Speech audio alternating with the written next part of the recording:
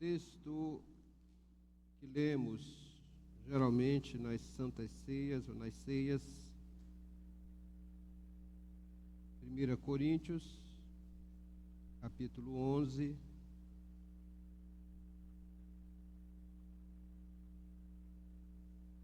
vamos ler a partir do versículo 17. 1 Coríntios, capítulo 11, a partir do versículo 17. Os irmãos estão me ouvindo bem?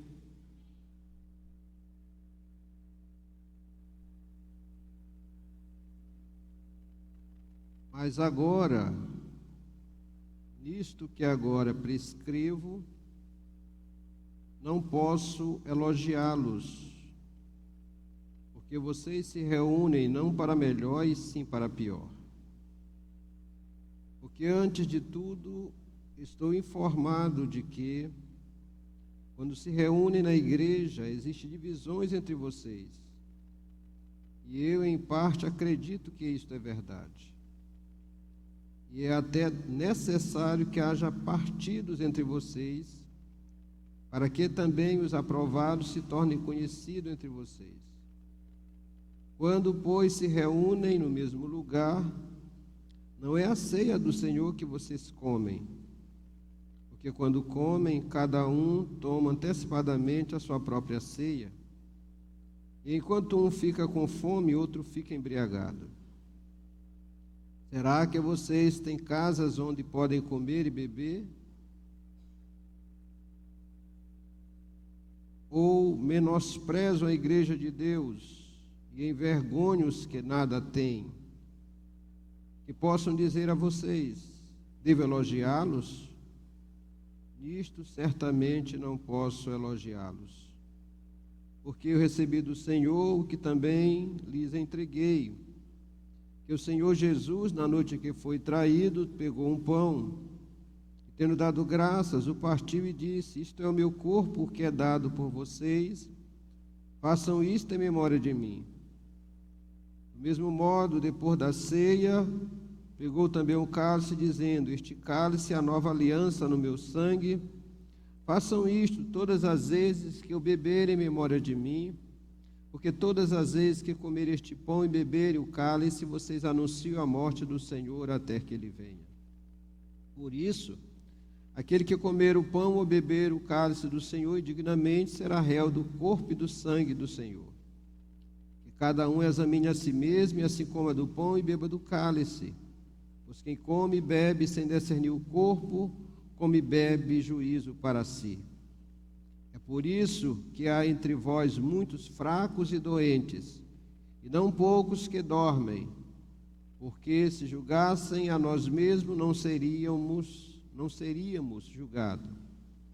Mas, quando julgados, somos disciplinados pelo Senhor, para não sermos condenados com o mundo. Assim, meus irmãos, quando vocês se reunirem para comer, esperem uns pelos outros. Se alguém tem fome, que coma em casa, a fim de que vocês não se reúnam para juízo. Quanto às demais coisas, eu as ordenarei quando for aí. Curve as vossas cabeças. Senhor nosso Deus, nós te agradecemos pela leitura da Tua palavra e pedimos, Senhor, que Tu fale conosco através da mesma. Meu Pai, nós te pedimos por fé e por fé te agradecemos no nome de Jesus. Amém. Queridos, esse texto bíblico que Paulo vai orientar os irmãos em Corinto para que eles celebrem de fato uma ceia, que de fato essa ceia ela possa simbolizar ou caracterizar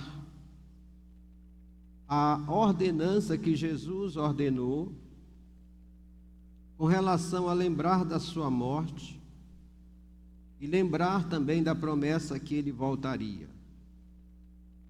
Então, Paulo advertindo aos irmãos, porque eles estavam fazendo uma mistura de celebrações. Eles estavam misturando a ceia com uma festa que era chamada Festa do Amor. E nessa festa, que era de origem pagã, eles levavam as suas próprias comidas. Só que mesmo nessa festa, havia divisões, haviam repartições entre as pessoas que participavam. Então a situação estava tão delicada que eles estavam agindo pior do que quando eles estavam no mundo. Olha só como é que estava a situação. Eles estavam agindo de uma forma pior do que quando eles estavam no mundo, porque eles não estavam dividindo as suas refeições. Cada um fazia sua refeição. Aqueles que traziam o seu filé mignon, aqueles que traziam peixes caros, aqueles que traziam a carne macia, né? Maminha, fraldinha. Eu estou contextualizando aos dias de hoje. Não estavam nem aí para aquele que levava a sua farofa de ovo e sua sardinha. Eles não estavam nem aí. E tinha aqueles que não podiam levar nada, esses mesmos, que eles não estavam nem aí. Além disso, eles estavam bebendo tanto, eles estavam se embriagando. Olha só que vexame. Já pensou, né? Nós aqui reunidos, o irmão sair bêbado, levado pelo braço de um irmão, depois de uma festa. Era exatamente isso que estava acontecendo. E Paulo resolve dizer: olha, eu não vos louvo, eu não vos elogio por esta ação de vocês, por esta forma que vocês estão celebrando a ceia. E eu vou dizer para vocês como deve ser realmente essa celebração dessa ceia. E a primeira coisa que Paulo deixa bem explícito aqui nesse texto é que a ceia não foi uma invencionice humana. A ceia não foi criada por nenhum apóstolo. A ceia não foi criada por nenhum profeta. A ceia foi instituída pelo Senhor Jesus. E ele vai dizer: porque eu recebi do Senhor. Paulo poderia ter recebido essas instruções de Pedro. Paulo poderia ter recebido essas instruções de Tiago. Mas ele diz que ele recebe do Senhor. E ele vai dizer, a partir do versículo 23, ele vai dizer: porque eu recebi do Senhor, o que também lhes entreguei, que o Senhor Jesus, na noite que foi traído, pegou um pão. Se nós formos para Mateus 26, nós iremos ver que o texto diz: e tendo dado graça, partiu e deu. Olhando para esse texto, nós podemos dizer, queridos, que a ceia do Senhor, ela deve ser uma atitude nossa, sobretudo de gratidão. Nós devemos, assim como os egípcios, quando celebravam a Páscoa, eles deveriam lembrar que eles foram escravos no Egito, e que Deus os tirou com mão forte, e lhe colocou em uma terra que emanava leite e mel. Da mesma forma também, quando nós nos reunirmos para celebrar a ceia do Senhor, nós devemos nos lembrar que um dia éramos escravos do pecado, mas o Senhor Jesus nos libertou para a glória e honra do seu santo nome. Nós não podemos esquecer, querido, todas as vezes que celebrarmos a ceia, termos uma atitude de gratidão. Você tem essa atitude de gratidão? Essa atitude, querido, na verdade, ela deve ser uma constante na vida do cristão. E ela não deve ser só de lábios. Ela deve ser através de ações. Ela deve refletir também em ações.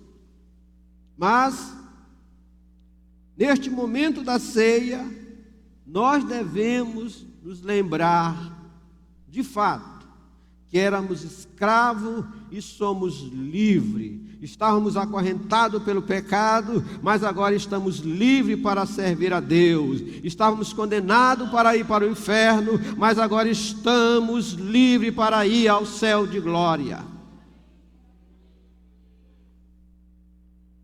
A outra coisa que nós devemos nos lembrar, querido, quando nos reunirmos para ceiar,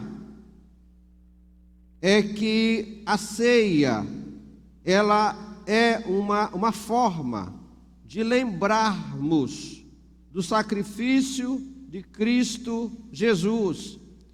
E tendo dado graça, partiu e disse: "Este é meu corpo que é dado por vocês, façam isto em memória de mim." Do mesmo modo, depois da ceia, pegou também um cálice, dizendo: "Este cálice é a nova aliança no meu sangue, façam isto todas as vezes que eu beber em memória de mim." Todas as vezes que nós nos reunirmos para ceiar, devemos nos lembrar do sacrifício de Jesus Cristo na cruz do Calvário. Jesus Cristo entregou o seu corpo como sacrifício para que eu e você tivéssemos a liberdade de ir ao céu, para que eu e você fôssemos salvos, para que eu e você fôssemos inocentados da culpa do nosso pecado. Vejam, queridos, que a Bíblia diz: "A alma que pecar, esta morrerá." Também a Bíblia diz, logo em Gênesis, que Deus colocou o homem no Éden e disse a ele: "Olha, vocês não devem comer do fruto dessa árvore da ciência do bem e do mal, porque se vocês comerem, vocês vão morrer." Eles comeram. Nós somos herança de Adão e Eva.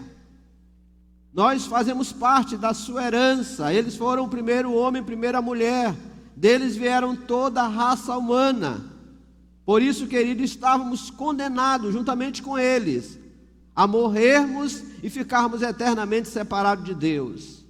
Mas Deus fez um plano de oferecer o seu próprio filho, de dar o seu próprio filho, para que eu e você tivéssemos o direito de vida eterna. Porque Deus amou o mundo de tal maneira que deu o seu Filho unigênito, para que todo aquele que nele crê não pereça, mas tenha a vida eterna. Você crê nisso? Cristo morreu no meu lugar. Cristo morreu no seu lugar.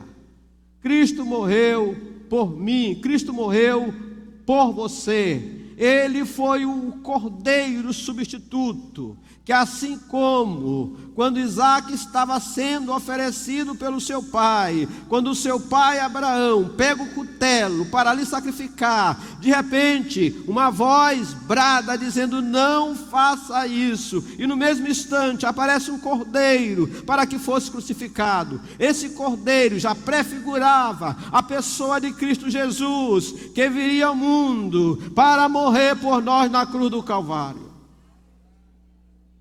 Queridos, devemos nos lembrar disso. E para que nós de forma nenhuma esquecêssemos, o Senhor, Ele instituiu a ceia. E a ceia, ela deve ser feita constantemente, todas as vezes que o beberem, da ideia de uma continuidade. E alguém afirma que na época que iniciou a igreja estava tão fervorosa, a igreja estava tão convicta, que eles faziam isso toda semana. Uma vez na semana, uma vez na semana eles celebravam a ceia do Senhor. Lembrar da morte do Senhor Jesus. A ceia do Senhor, quando nós ceiarmos, nós devemos lembrar também que o Senhor, Ele distribuiu o pão como se fosse o corpo de Cristo, e distribuiu também como se fosse o próprio corpo, ou seu corpo. Distribuiu também o vinho como se fosse o seu sangue. O sangue de Jesus, derramado na cruz do Calvário, é para que os meus pecados, para que eu tenha certeza que os meus pecados, os seus pecados, eles são limpos através do sangue de Jesus. Assim como o sangue dos cordeiros que eram oferecidos pelo sacerdote uma vez por ano, para que os pecados fossem limpos agora, de uma vez por todas, o Senhor Jesus, Ele derrama o seu sangue lá na cruz do Calvário, para que o meu pecado, para que o seu pecado fosse limpo pelo sangue de Jesus. Eu estava ouvindo no debate Melodia, eles estavam discutindo por que as pessoas têm dificuldade em se perdoar. Por que as pessoas, elas algumas vezes pedem perdão várias vezes pelo mesmo pecado? Nós de fato somos muito frágeis, queridos, com relação a isso. E uma das coisas que nos faz não acreditar algumas vezes que os nossos pecados foram perdoados, é porque nós ainda não internalizamos com clareza que o meu pecado, de fato, não é fácil ele ser limpo, não é fácil ser perdoado, mas eu preciso crer que não foi o meu sangue, não foi o sangue de um cordeiro também, foi o sangue de Jesus Cristo, que foi derramado lá na cruz, para perdoar o meu pecado. A Bíblia é clara em dizer, queridos, se confessarmos os nossos pecados, Ele é fiel e justo para nos perdoar os pecados. E o sangue de Jesus, o seu Filho, nos purificará de todo pecado. Nós precisamos crer de fato. O pecado não é um pecado simples. É claro que existem recomendações, até para que você realmente possa crer que esse pecado ele foi perdoado, que você procure seu líder. E quais são esses pecados? Geralmente, a igreja leva a disciplina, pecado de adultério, pecado de fornicação, pecado de uso de bebida, outros pecados. Você pode, de fato, queridos, pedir perdão a Deus, e Deus lhe perdoa. Pastor, e esses outros pecados que o senhor citou, se eu pedir perdão a Deus, Ele não perdoa? Perdoa. Só que tem uma coisa que é bom observar. A Bíblia diz que o que você desligar na terra, também vai ser desligado no céu. Existem as normas da igreja, de desligamento, de disciplina. Então, você faz um pecado que a igreja ela entende que você precisa passar por um período de disciplina, e essa disciplina não é só dizer, irmão fulano de tal está disciplinado, não. Essa disciplina é não só anunciar o nome do irmão, mas acompanhar esse irmão, pegar a Bíblia e levar esse irmão a melhorar naquele ponto que ele falhou. É isso que deve ser a disciplina. Não é só dizer, irmão fulano de tal está disciplinado. Eu não faço assim, acredito que a maioria dos pastores também não façam assim. Eles tratam. Então, você precisa de um tratamento. Mas, você pede perdão a Deus, Deus lhe perdoa. Mas você precisa realmente começar a ser orientado para que você não repita esse pecado novamente. Aí você vai ter que ser separado da Santa Ceia, porque você fez algo que realmente feriu a igreja no sentido de sua pureza. Mas nós precisamos, querido, de fato, compreender que o sacrifício de Jesus Cristo, ele é para que de uma vez por todas, eu que era pecador, agora estou remido pelo sangue de Jesus. Eu que vivia no pecado, agora estou livre. Mas eu preciso também ter responsabilidade com essa liberdade cristã. Mas eu preciso viver uma vida que agrade a Deus. E quando pecar, qual é o remédio do pecado? Quando eu pecar, eu preciso pedir perdão a Deus. Esteja convicto de que o sangue de Jesus lhe perdoa. Voltando à questão, por que é tão difícil algumas vezes você aceitar o perdão? Por causa da nossa fragilidade, queridos, como pessoa, porque nós entendemos realmente que o pecado, ele é uma coisa realmente que de alguma forma nos mancha diante de Deus, mas nós devemos crer, de fato, que o sangue de Jesus limpa. E aí é que está realmente aonde nós devemos pedir ao Senhor que nos dê fé suficiente para acreditar nisso, para que a gente não viva uma vida, queridos, cristã medíocre, para que a gente não viva uma vida cristã sem crescimento espiritual, porque se você não se perdoa, você não vai trabalhar bem na casa do Senhor. Se você não se perdoa, você não vai servir a Deus com integridade de coração. Se você não se perdoa, você realmente não vai estar um crente de alguma forma preparado para se encontrar com Jesus nos ares e pertencer de fato ao corpo de Cristo, em uma unidade, em uma comunhão, e viver a alegria cristã que só Jesus Cristo pode dar em nossas vidas. Você entende isso?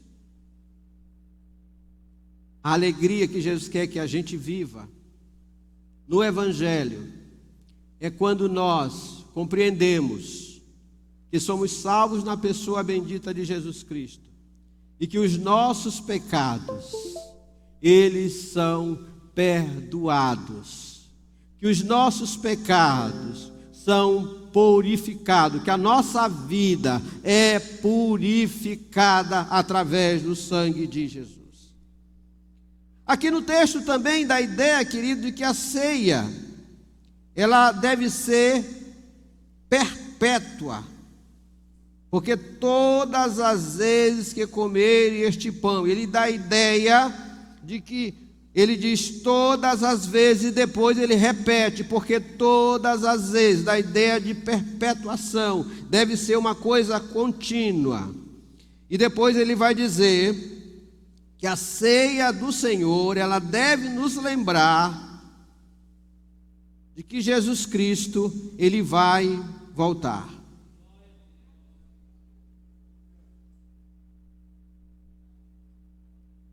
Você está vivendo na expectativa da volta do Senhor? Você está vivendo assim? Jesus Cristo pode vir a qualquer momento, a qualquer hora, e eu quero subir com Ele. Eu quero viver com Ele eternamente. Vamos pensar juntos. A vida aqui, ela não é nada fácil algumas vezes, e muitas vezes ela se complica muito. Cada um vive uma vida diferente, alguns vivem com muito, outros vivem com pouco, outros vivem com quase nada.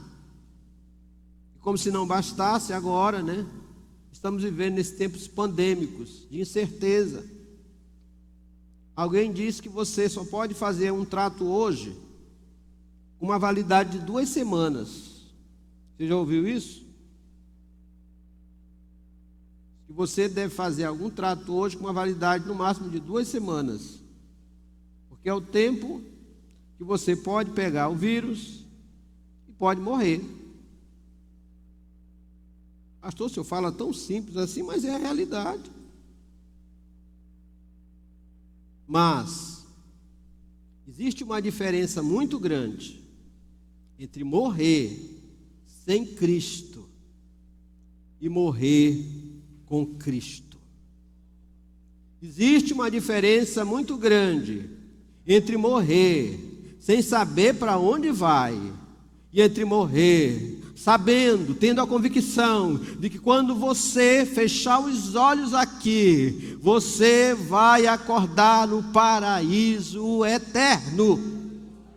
Existe uma diferença muito grande, querido, entre aqueles que não sabem para onde vão e entre aqueles que têm convicção de que um dia vão morar eternamente com Jesus.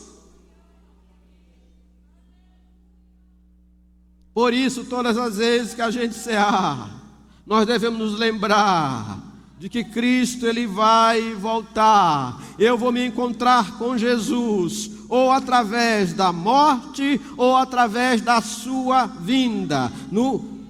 Observando o seguinte, queridos, que a Bíblia diz que aqueles que estiverem mortos, eles vão ressuscitar primeiro, para ir ao encontro de Jesus nos ares. E nós, aqueles que ficarem vivos, aqueles que estiverem vivos, vão se encontrar também com Jesus nos ares, num abrir e fechar de olhos.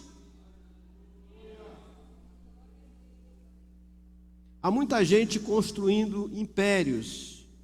Há muita gente tentando aumentar seus bens todos os anos. Há muita gente procurando só coisas terrenas, só coisa terrena. Não faz um projeto na sua vida espiritual, só faz projeto na sua vida material. Eu quero ter isso, eu quero ter aquilo, eu quero fazer curso tal, eu quero passar em concurso tal, mas não faz um projeto na sua vida espiritual. Eu quero contribuir na igreja, com as minhas finanças, eu quero contribuir na igreja, com o serviço, eu quero me doar um horário livre para a igreja, eu quero fazer alguma coisa na igreja. Não, só faz planos físicos.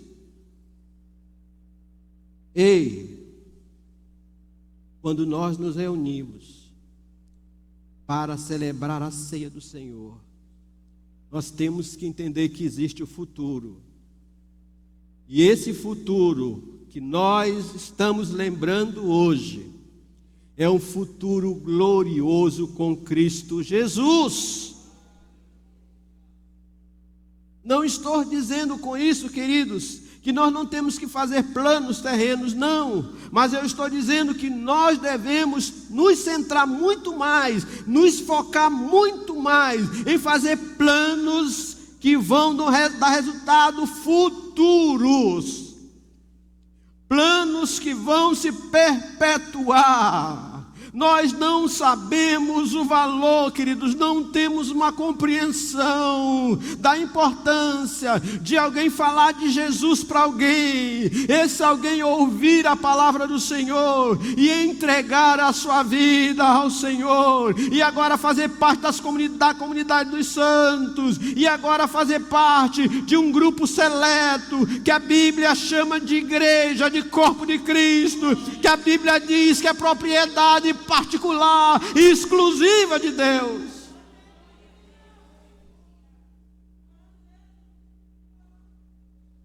Eu estava olhando para aquelas crianças aqui no domingo. Não sei se você observou ou se você pensou como eu pensei. Mas sabe o que eu pensei, queridos, quando eu vi aquelas crianças aqui domingo? Na nossa responsabilidade, na minha responsabilidade, na responsabilidade da igreja, que aquelas crianças, elas cresçam de fato, conhecendo Jesus como Salvador e permaneçam na igreja. Porque muitas delas passam na igreja, frequentam o EBF, frequentam a escola bíblica dominical, mas depois saem da igreja, se tornam marginais e morrem no mundo. Nós precisamos orar por aquelas crianças. Nós precisamos, queridos, nos dedicar mais ainda àquelas crianças. Nós não podemos descansar e dizer assim, essa é a responsabilidade do departamento infantil. Não. Essa é a responsabilidade da igreja, minha e sua. Essa é nossa responsabilidade. E vocês não têm ideia, eu também não consigo mensurar a importância disso no reino. Uma alma para o Senhor. E como é bom que a gente consiga, queridos, pregar o evangelho logo quando a pessoa é criança. Alguns nunca se diziam, é verdade que alguns se diziam, mas alguns nunca se diziam. Aceitam Jesus como Salvador quando criança, e quando adulto permanecem firmes e dão bons frutos na casa do Senhor. Todas as vezes que a gente se reunir, nós devemos entender que a vida aqui ela não é eterna, a vida física ela não é eterna, mas que Jesus Cristo, que morreu na cruz por nós na cruz, agora Ele nos dá o direito de viver eternamente com Ele. Você compreende isso? Viva isso. E não deixe que Satanás lhe tire esta esperança. Esperança de vida eterna em Cristo Jesus. Eu vou pular aqui o texto só para a gente finalizar. Versículo 33 assim. Assim, meus irmãos, quando vocês se reunirem para comer, esperem um pelos outros. Ele está falando de comunhão. Não seja individualista. Tentem viver uma vida em comunhão. E se alguém tem fome, que coma em casa, a fim de que vocês não se reúnam para o juízo. Quanto às demais coisas, eu as ordenarei quando for aí. Paulo, ele queria falar algumas coisas mais para os irmãos, mas ele achou esse assunto de extrema importância e por isso ele fez, digamos assim, ele fez essa inferência, colocou esse assunto para falar com os irmãos. Que Deus nos abençoe, que Deus nos guarde e que nós possamos, querido, de fato, compreender o sentido da ceia, sobretudo, lembrar da morte de Jesus Cristo, sobretudo lembrar que Ele vai voltar, lembrar que nós somos igreja, que nós somos um corpo e que devemos viver em união.